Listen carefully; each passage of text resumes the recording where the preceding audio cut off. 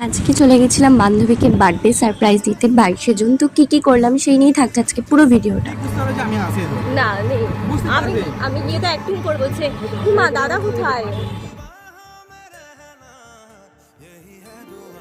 আর ওদের বাড়ি যাওয়ার সময় রাস্তাগুলো আমার প্রচণ্ড ভালো লাগে, মনে হয় যে সব একটা ভিডিওতেই ক্যাপচার করে নিই।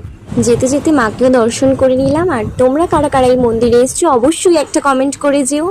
আজকে আমি প্রচুর এক্সাইটেড ছিলাম, কারণ আমার সারপ্রাইজ পাওয়ার থেকে সারপ্রাইজ দিতে খুব বেশি ভালো লাগে।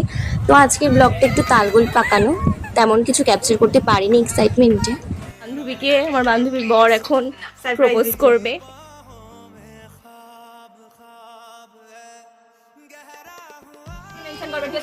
ধরা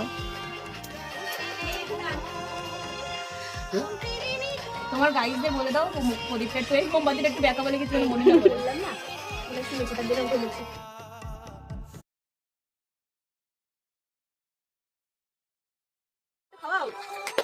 ওয়াও अमेजिंग এটা কাটবো